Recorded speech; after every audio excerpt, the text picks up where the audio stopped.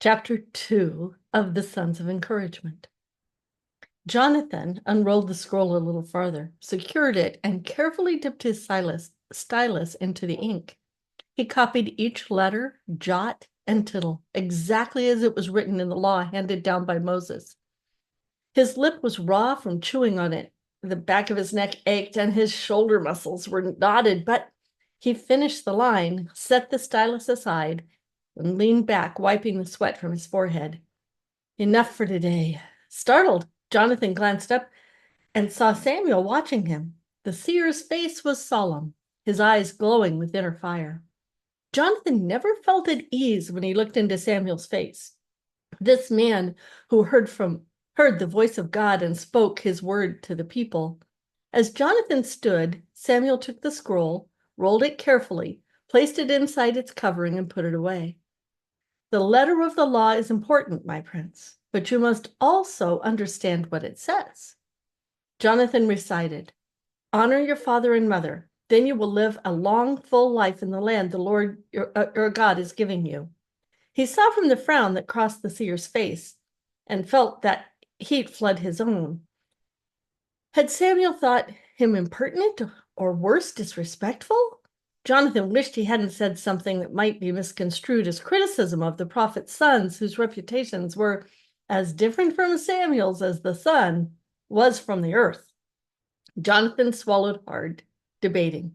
If he apologized, he might have to explain. You walked all the way to this school of prophets to copy the law. Why not one closer to home? You were here, my lord. Samuel's eyes darkened. Do not call me Lord, he pointed up.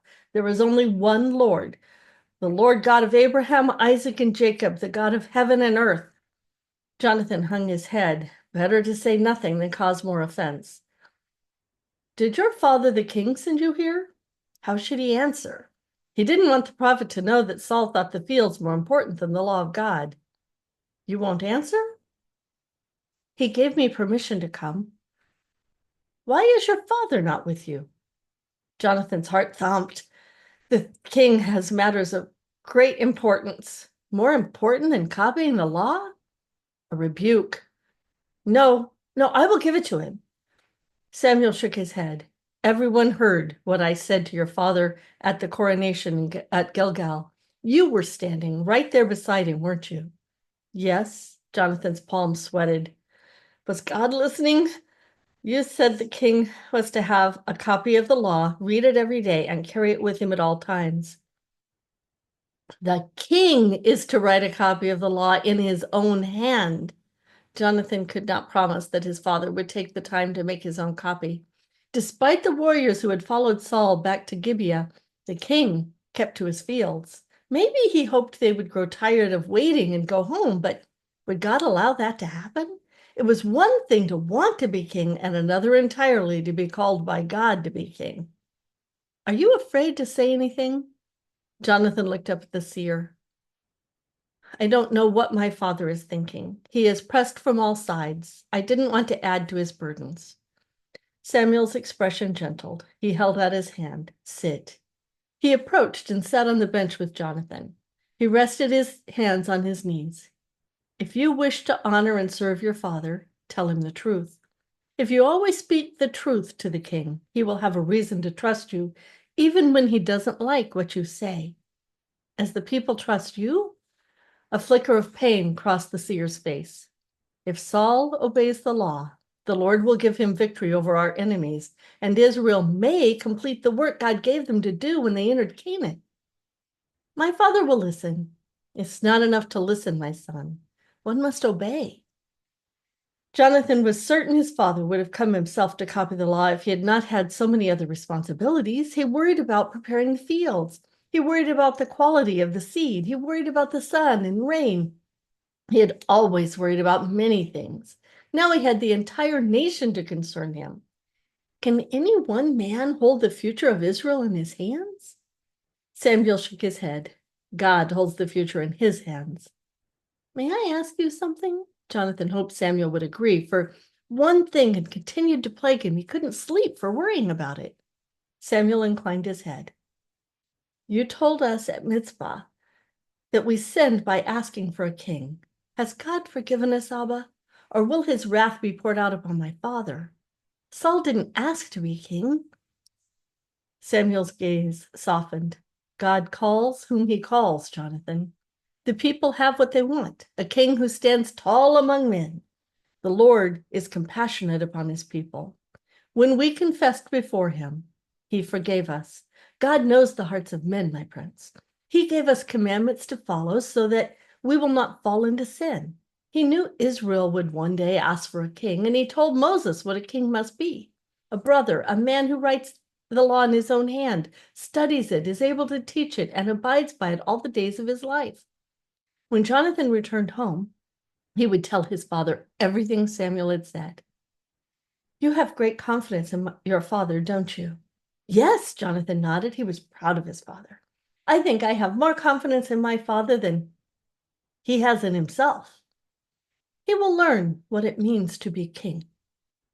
Who else could Jonathan trust but the prophet of God? Now that he is king, he has enemies on every side. Some of the other tribes cried out against him when God made him king. There will always be men who stand against the one God calls to serve him. Samuel turned and placed his right hand upon Jonathan's shoulder. Honor your father, my son, but let your confidence be in the Lord our God. I know you love Saul, as well you should, but do not allow your love to blind you. Do not keep silent if you see your father, the king, sin. Learn the law and counsel the king wisely. You are his eldest son, first show of his strength and heir to his throne. Much will be expected of you. Seek wisdom from the Lord. Study the law and encourage your father to do the same. But do not ever think you can do the work for him. The king must know the Lord our God and the power of his strength. Jonathan nodded again, accepting every word Samuel had as if it came from God himself. I have watched your work, my son. You wash your hands before you enter the chamber and tremble when you open the scroll. To hold the law is a wondrous thing, Abba, but to copy it is a terrifying task. Samuel's eyes grew moist. He put his hands on his knees and pushed himself up. I will look over your work. Thank you, Abba. Samuel patted Jonathan's shoulder. I wish all men revered the law as you do. Jonathan bowed his head, embarrassed. I must confess, I would rather be a student of the law than a prince. Samuel put his hand on Jonathan's head. You can be both. Jonathan returned home with a copy of the law, carefully packed for travel. A small portion of it was tucked into a leather cylinder hidden beneath his tunic. He would keep it near his heart at all times. How he looked forward to sitting with his father and discussing the law, plumbing its meanings, relishing the richness of it. Each day that he had worked on making the copy, he had thought how wonderful it was going to be to share it with the king. He found his father still in the fields and warriors still encamped around Gibeah, waiting for the king to give them orders. Kish looked haggard.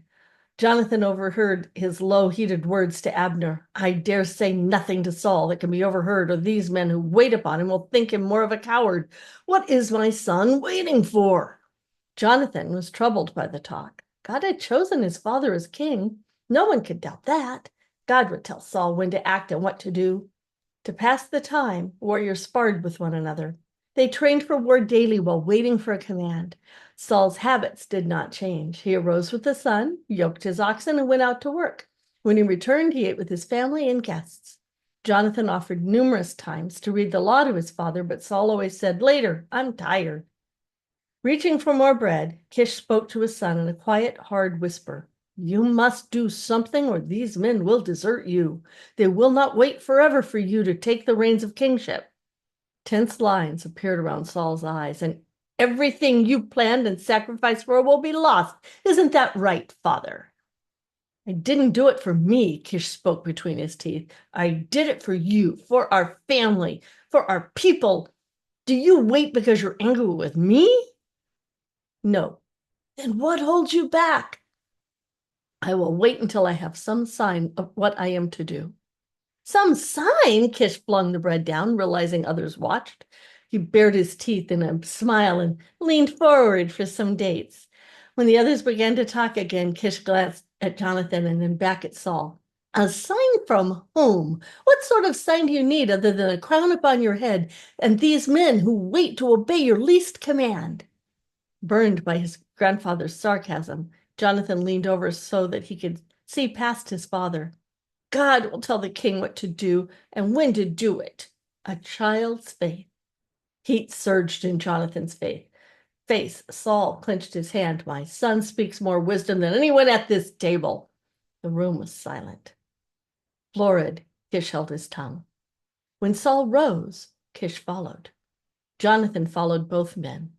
You have barely 3,000 men, Kish stormed when they were out of hearing. The rest refused to follow a king who hides among the baggage. Saul turned his face as red as his father's. I felt unworthy to be king of Israel, but you got what you wanted, father, didn't you? He waved his hand in the air. You and all my other ambitious relatives who thirst for Philistine blood. God chose you. Convenient of you to remember that. Jonathan stood staring at them. It was not the first time he had seen them argue this way. Kish lowered his voice. Yes, we wanted one of our own to be king. Judah ruled for a time, but now it's time for the tribe of Benjamin to lead the nation to glory. Benjamin, the youngest of Jacob's 12 sons. Benjamin, son of the beautiful Rachel, Jacob's favorite wife. Benjamin, Joseph's beloved baby brother. Though smallest among the 12 tribes, they were not least in arrogance. You must prove yourself worthy of respect, my son. You must punish those who refuse to bring you gifts to a king. You must, Saul glared, the cords in his neck standing out. I wear the crown, not you. God told Samuel to place it on my head, not yours. You have no right to command me to do anything anymore. Offer me advice when I ask for it, father, if I ever ask, and never forget Jonathan is my heir.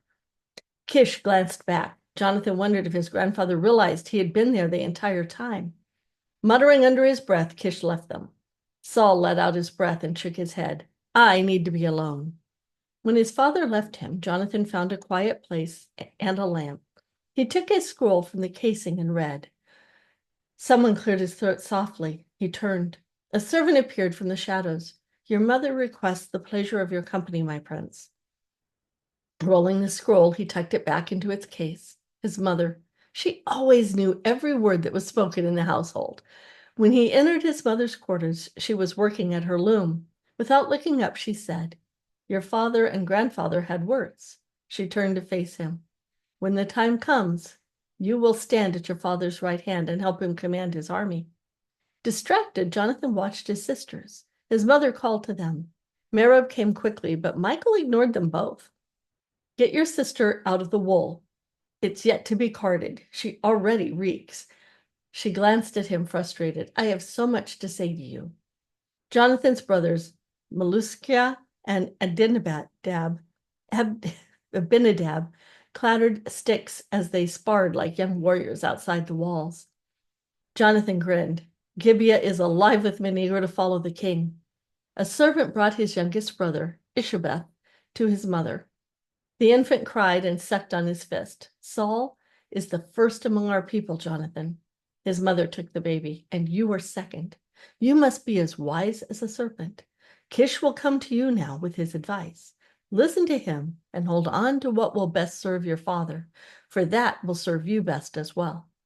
Ishabeth screamed up for what he wanted, and may God grant us peace.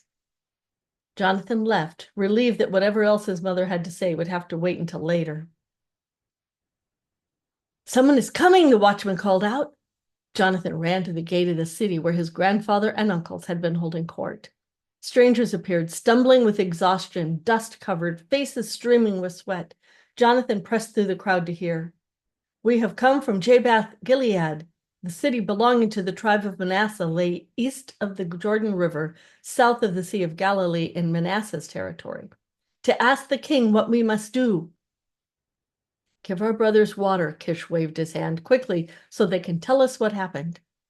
Warriors gathered as the panting messengers grasped wooden cups and gulped water. Nahash, one managed before draining another cup. People whispered among themselves, the snake. Everyone had heard of the Ammonite king, feared invasion. Refreshed, the messenger addressed Kish and the other city leaders. Nahash has besieged us. The elders pleaded for a treaty with him and promised to be his servants, but he said he would only agree if he gouges out the right eye of every man in the city as a disgrace to all Israel. If Nahash got his way, Jabesh Gilead would be defenseless for years to come and an open doorway to the territory of the other tribes of Israel. Men wailed and tore their clothing. God has forsaken us. Women screamed and wept. Jonathan saw his father returning with the oxen and ran out to meet him. Saul looked past him at the wailing mob. What's the matter? Why is everyone crying? So they told him about the message from Jabesh. The snake has laid siege to Jabesh Gilead. One of the messengers had told Saul everything by the time Abner and Kish came toward them. Saul spread his arms wide and made a sound unlike anything Jonathan had ever heard from any man before. Terrified, he drew back from his father. The people stared and fell silent. Saul's roar made the hair on Jonathan's neck stand on end. Face fiery red, eyes blazing, Saul threw the yoke of his oxen. He strode to a man who had been chopping wood and took his axe, then cried out as he raised it and brought it down on the lead ox. The animal dropped and jerked with death throes while Saul moved to a second and killed it as well. No one moved. No one uttered a sound as the king of Israel kept swinging that axe until he had dismembered his oxen.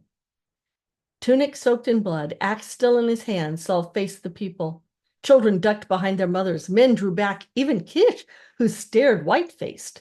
Send out messengers. King Saul buried his axe in the severed head of the lead ox and pointed to the carcass. This is what will happen to the oxen of anyone who refuses to follow Saul and Samuel into battle.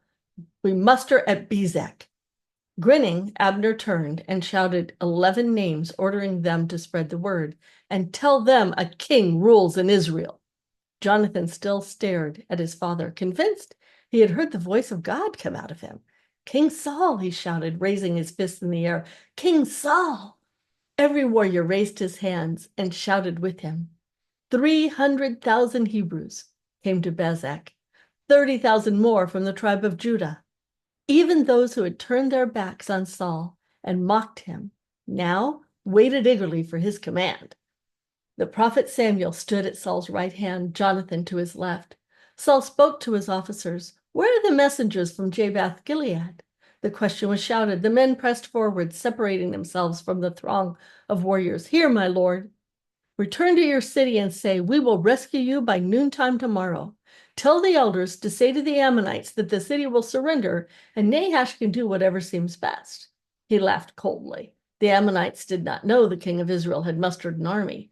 They will return to their camp and celebrate. It will be the last time. For all the last night watch, we attack. Men raised their spears and clubs and cheered. Jonathan grinned in pride. No one doubted his father was king. Now, let the enemies of Israel see God's chosen in battle. Abner, Saul beckoned. Yes, my lord. Separate the men into 3 divisions. If one division is destroyed, there will be 2 others to continue fighting. If 2 fall, 1 will be left. Each commander knew the route he was to take. Where did his father come by such knowledge and confidence? It could only come from the Lord God. Samuel stretched out his arms before the fighting men. May the God of our fathers go out before you. Jonathan stayed at his father's side as they marched by night the 17 miles down the mountains and across the Jordan River. Fear tightened his belly, but he let no one know. When the army came near the Ammonite camp, all was quiet, the guards asleep at their posts. Now, Saul commanded. Jonathan and several others raised the ram's horn and blew. Israel's war cry rose to the heavens. Saul held his sword high. There were only 2 in all of Israel. Jonathan drew the other and raised it. Shouting, the thousands ran full out toward the Ammonite camp, where confusion reigned. When 3 Ammonites woke up to attack his father, fired rage fired Jonathan's blood. He cut down one and sliced through another. His father killed the third. Excitement flooded Jonathan's blood. Jonathan's strength held all morning as he protected his father. Any man who dared try to reach the king of Israel died. By the time the sun was overhead, Nahash and his army lay slaughtered upon the field. Screams from the dying were silenced. The few who survived had scattered before the scourging fire of the Lord. Thrusting his bloody sword into the air, Jonathan shouted in victory, "For the Lord and for Saul!" The others joined in his ecstatic praise. But the bloodlust of killing Ammonites darkened and turned on those who had mocked Saul the day Samuel declared him king. The Benjamites shouted, "Now, where are those men who said, 'Why should Saul rule over us?' Bring them here and we'll kill them." Men who had fought side by side against the Ammonites now turned on one another, voices raised. Jonathan remembered the law he had written. "Father," he had shouted to be heard, "we are brothers, sons of Jacob." Saul pulled him back from the fray and cried out, "No one will be executed today." The throng quieted. Saul looked at Kish and the others and raised his voice for all to hear. "For today the Lord has rescued Israel." Samuel raised his staff. "Come, let us all go to Gilgal and renew the kingdom." "To Gilgal," the men shouted, "to Gilgal." Jonathan's heart beat with a fear deeper than what he had felt in battle against the Ammonites. Those men who turned so swiftly against one another might just as quickly turn against his father. He stayed close to Saul. The throng of fighting men moved like a giant flock across the hillsides. For years they had bunched together in small pockets of discontent, bleeding and fear and uncertainty, ignoring the voice of the shepherd and looking about for one of their own to lead the way. Now they followed Saul. Saul had proven himself today, but Jonathan knew his father would have to continue to prove himself over and over again, or these men would scatter once more. God's people were like sheep, but today Jonathan had seen how quickly they could turn into wolves. "Gilgal!" Jonathan drank in the sight, remembering the history he had written and now wore around his neck. The children of Israel had crossed the river Jordan and entered the promised land here. It was on this plain they had first camped and then renewed their covenant with God. It was here the angel of the Lord had appeared to Joshua and given him the battle plan to take Jericho, the gateway to Canaan. What better place for his father to be reaffirmed king of Israel?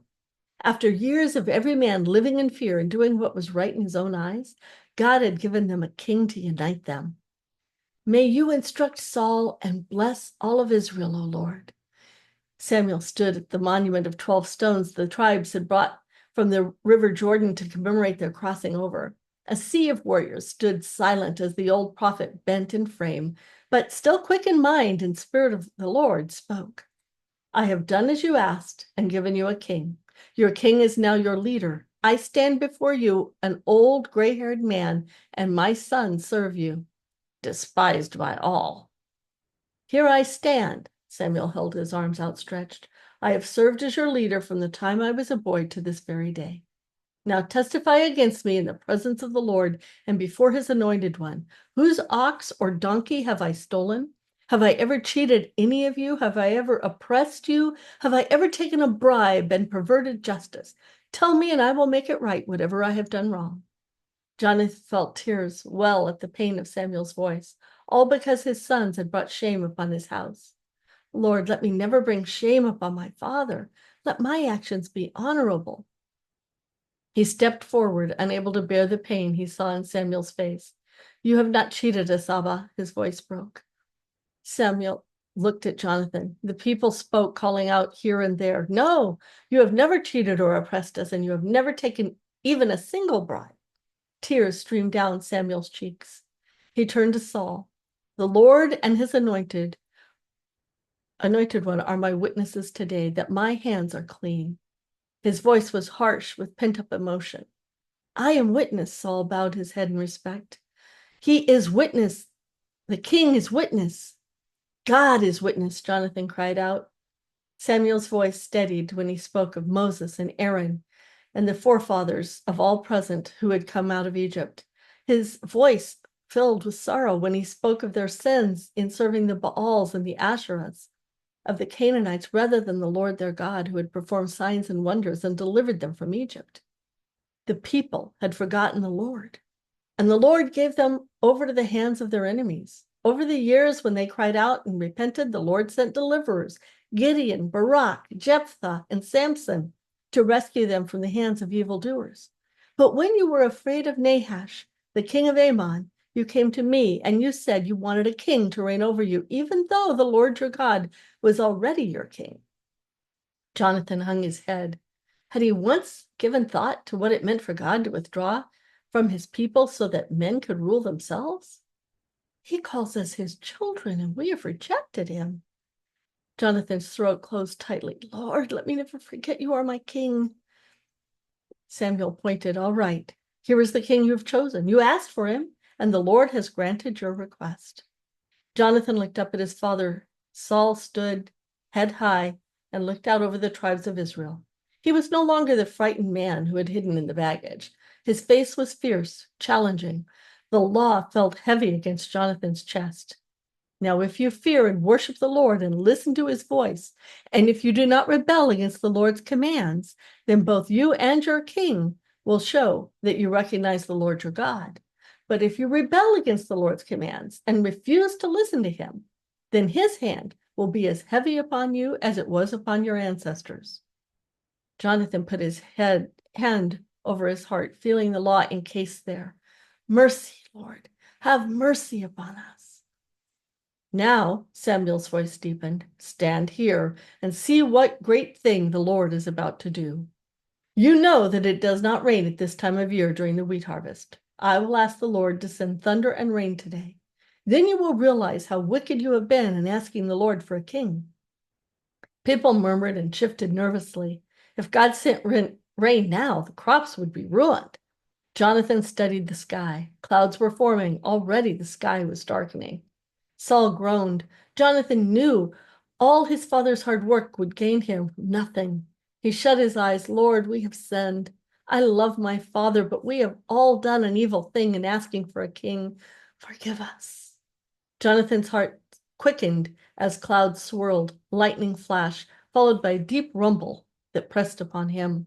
And then the rain came, cold against victory-heated pride. Jonathan bowed his head. You are God. You are the God of Ahimaaz. You are the God and my God, and no other. There is no other. Saul wailed. The wheat is ready for harvest. The stalks will get wet. The grain will rot. Jonathan raised his head and smiled at his father. The Lord will provide. Samuel turned and looked at Jonathan, and the sorrow slowly ebbed from his eyes. Jonathan raised his hands, palms up, and felt the drops of rain hit against them, sharp, cold spears. Wash us, Lord. Cleanse us of sin. You are king. Men screamed, Samuel, pray to the Lord your God for us, or we will die, for now we have added to our sins by asking for a king. Jonathan prayed, without you, we can do nothing for your people. Command us, Lord. Let it be as it once was. Go out before us and stand at our backs. Lightning flashed again, and Jonathan shuddered and dropped to his knees. He bowed his face to the ground, rain drenching him. Lord, forgive us. Don't be afraid, Samuel called out in a loud voice. You have certainly done wrong. But make sure now that you worship the Lord with all of your heart. Don't turn your back on him. Don't go back to worshiping worthless idols that cannot help or rescue you. They are totally useless. The Lord will not abandon his people because that would dishonor his great name. For it has pleased the Lord to make you his very own people. Jonathan wept. He met Samuel's gaze filled with compassion and tenderness. As for me, Samuel spread his hands and looked at Saul and then at the multitude. I will certainly not sin against the Lord by ending my prayers for you, and I will continue to teach you what is good and right. But be sure to fear the Lord and faithfully serve him. Think of all the wonderful things he has done for you. Jonathan came to his feet, remembering all he had copied. God had delivered them from Egypt, given them the land to till and plant. Children, you created us, Lord. You gave us life and breath. The rain softened, refreshingly cool against his face. Samuel gazed out over the nation. But if you continue to sin, you and your king will be swept away. I am Saul's son, Lord, but I want to be your man. I want a heart like Samuel's, undivided, devoted to you. Lord, Lord, make it so. And that's the end of part 1.